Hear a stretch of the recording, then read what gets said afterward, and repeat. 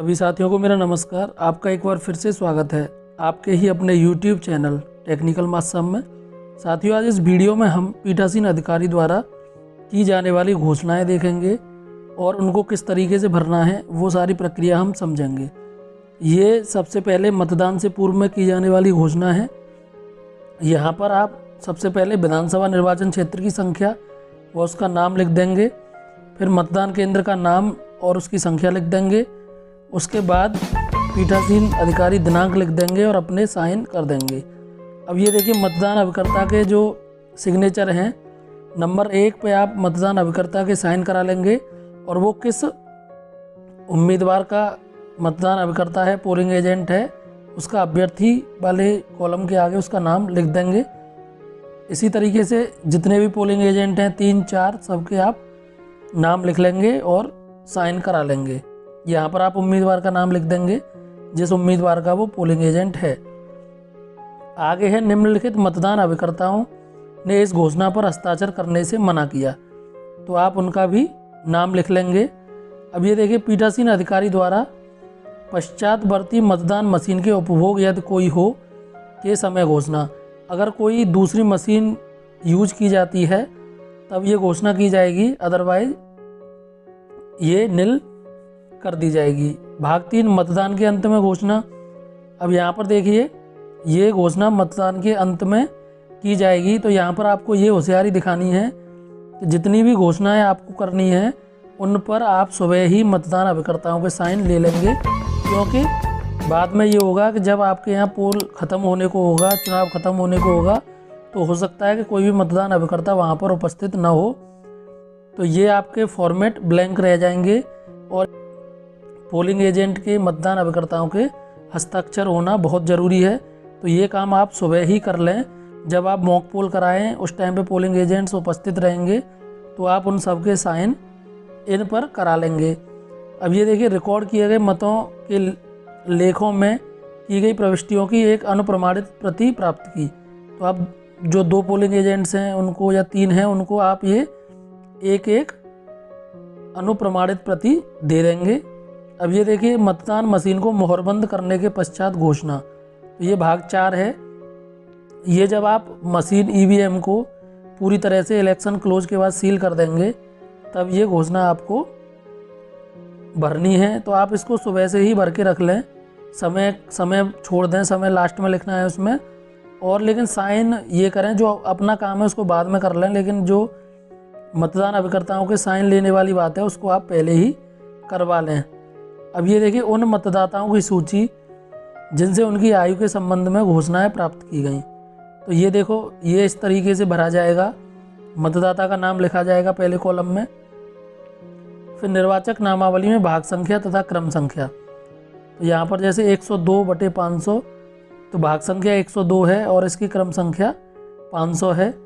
और निर्वाचक नामावली में दर्ज आयु पीठासीन अधिकारी द्वारा यथा निर्धारित आयु।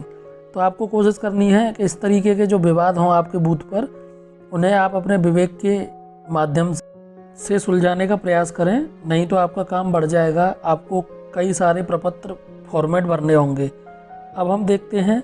अब जैसे यहाँ पर निर्वाचक नामावली में दर्ज आयु 19 है, पीठासीन अधिकारी द्वारा निर्धारित आयु 22 है।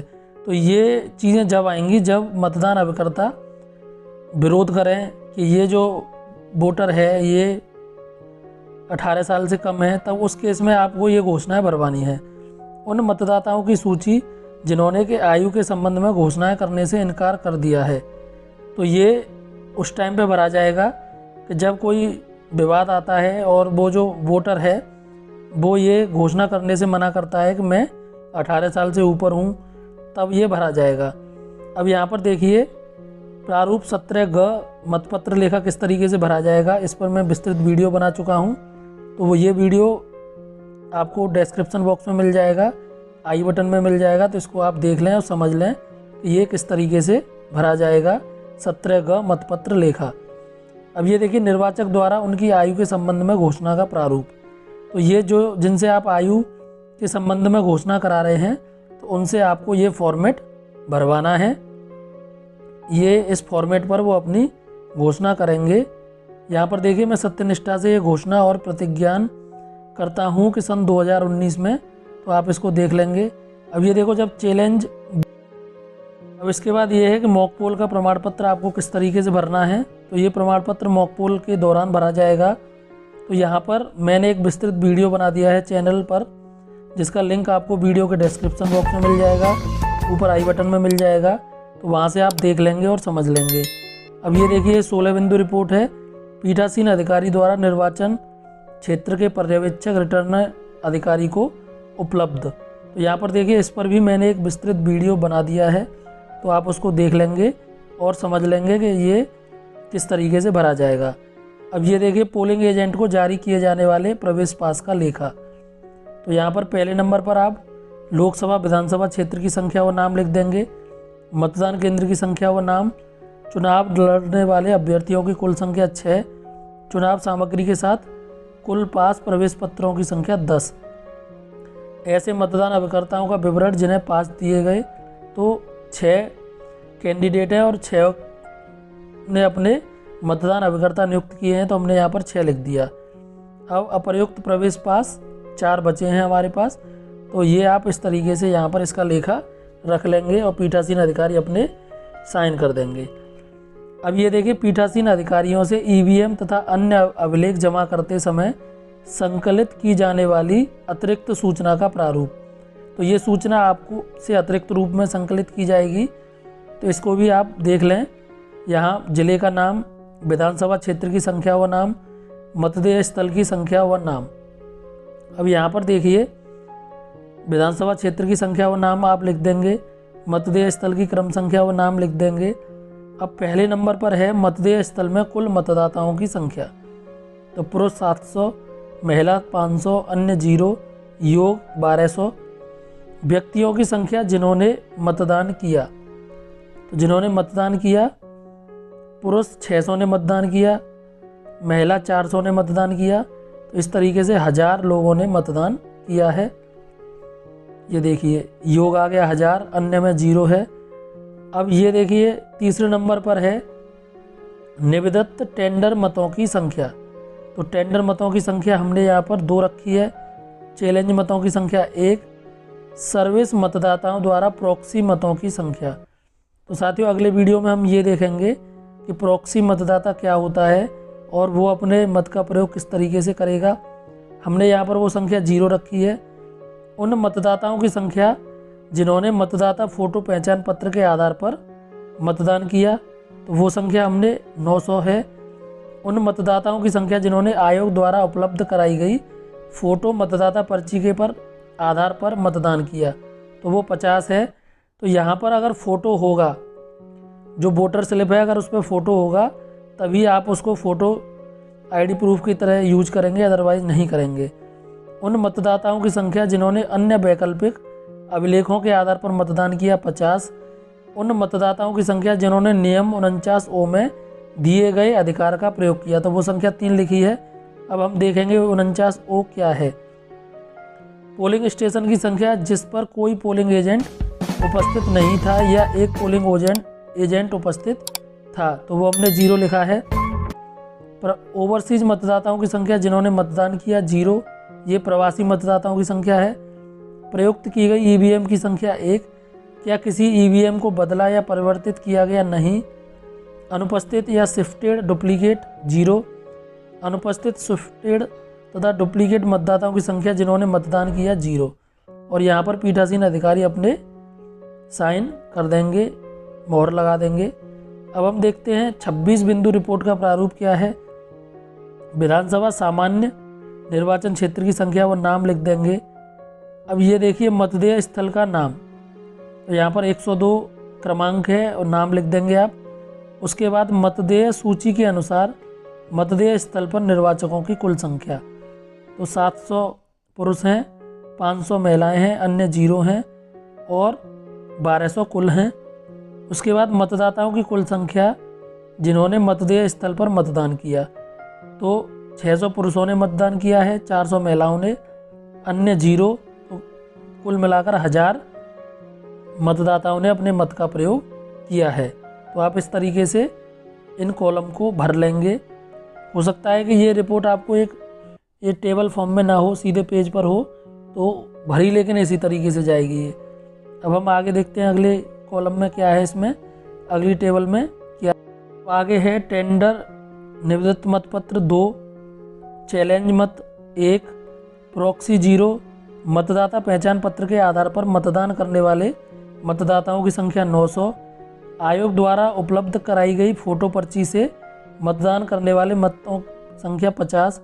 तो इस तरीके से अब देखिए 49 के अधीन अपने अधिकार का प्रयोग करने वाले मतदाताओं की संख्या 3, मतदान अभिकर्ताओं की संख्या 6, क्या मतदेय स्थल पर मतदान अभिकर्ता की संख्या 0 नहीं, प्रवासी 0, इलेक्ट्रॉनिक वोटिंग मशीन की संख्या 1, क्या ईवीएम बदली या प्रतिस्थापित की गई, नहीं। अब आगे देखते हैं, यदि ऐसा हुआ हो तो वह समय जब मशीन बदली गई तथा उसका कारण क्या था। तो हमने यहाँ पर 0 लिखा है। सूची में एएचडी मतदाताओं की संख्या 0, एएचडी निर्वाचन सूची से मतदान करने वाले मतदाताओं की संख्या 0, एएचडी एब्सेंट, शिफ्टेड और डिलीटेड, ये अगर होंगे आपके बूथ पर तो इसकी आपको अलग से एक सूची मिलेगी। ये देखिए हमने यहाँ पर 0, हिंसा की कोई घटना 0, मतदेय स्थल के संबंध में प्राप्त कोई शिकायत 0। तो ये आप इस तरीके से भरेंगे। अब देखिए 49 के अंतर्गत मताधिकार न करने वाले निर्वाचकों का विवरण, विधानसभा क्षेत्र का नाम लिखेंगे, मतदेय स्थल की संख्या व नाम लिख देंगे, मतदान का दिनांक लिख देंगे। अब ये 49 नियम क्या है ये हम वीडियो में आगे देखेंगे कि किस तरीके से 49 का प्रयोग करते हुए मतदाता अपने मताधिकार का प्रयोग करने से मना कर सकता है। अब ये देखिए कुल मतदाताओं की संख्या 700, 500, 1200 हो गई। अब 3 पुरुषों ने अपने मताधिकार का प्रयोग नहीं किया। तो ये नियम क्या है और किस तरीके से मतदाता अपने मताधिकार का प्रयोग नहीं कर सकता, वो मना कर सकता है, किस स्टेज पर आके मना कर सकता है, वो हम देखने वाले हैं। सबसे पहले देखिए नियम 49 मतदाता द्वारा किसी भी उम्मीदवार को मत नहीं देने का निश्चय करना। ये नियम 49 के अंतर्गत आता है। इसमें ये रहेगा कि इसमें अलग अलग कंडीशन है कि कब मतदाता को लगाया कि उसे अब वोट नहीं देना है और वो चला गया। देखिए पहला, यदि कोई मतदाता पर्ची प्राप्त करने के बाद निर्वाचन प्रक्रिया का अतिक्रमण करने के कारण वोट डालने से वंचित किया जाता है तो इस बात का उल्लेख मतदाता रजिस्टर में उसकी प्रविष्टि के सामने करके पीठासीन अधिकारी हस्ताक्षर कर दें। यदि कोई मतदाता कंट्रोल यूनिट की बैलेट बटन दबाने के बाद वोट नहीं डालता तो मतदाता रजिस्टर में मतदान करने से इनकार किया अंकित करते हुए अगले मतदाता से मतदान कराएंगे। यदि अंतिम मतदाता बैलेट यूनिट दब जाने के पश्चात वोट डालने से इनकार करता है तो ऐसी स्थिति में कंट्रोल यूनिट का पावर स्विच ऑफ करके तथा बैलेट यूनिट के केबल को अलग करके पावर स्विच को पुनः ऑन कर दें ताकि बैलेट का कमांड समाप्त हो जाए। अगर बैलेट बटन दब जाने के बाद मतदाता मना करता है तब आपको ये करना है कि कंट्रोल यूनिट को स्विच ऑफ कर देना है, बैलेट यूनिट की केबल निकाल देनी है, तब बैलेट कमांड समाप्त हो जाएगा। अब अगला है मतदान समाप्ति के समय जो मतदाता परिसर में आ गए हैं उन्हें कतार में खड़ा कर अंतिम मतदाता का क्रमांक 1 की पर्ची तथा प्रथम मतदाता को अंतिम नंबर की पर्ची देकर वोट डलवाएं। उक्त स्थिति में निर्धारित समय के उपरांत ही वोट डलवाना पड़ेगा। साथियों, आपको हमारा प्रयास पसंद आया हो तो चैनल को सब्सक्राइब कर लें, वीडियो को शेयर कर दें जिससे और भी अधिक शिक्षक साथी इसका लाभ ले सकें। हमारे चैनल पर प्लेलिस्ट में आपको विधानसभा चुनाव 2021 की प्लेलिस्ट मिलेगी जहां पर आपको मतदान से संबंधित सभी वीडियो मिल जाएंगे। साथियों, आपका बहुत बहुत धन्यवाद हमारे साथ जुड़े रहें।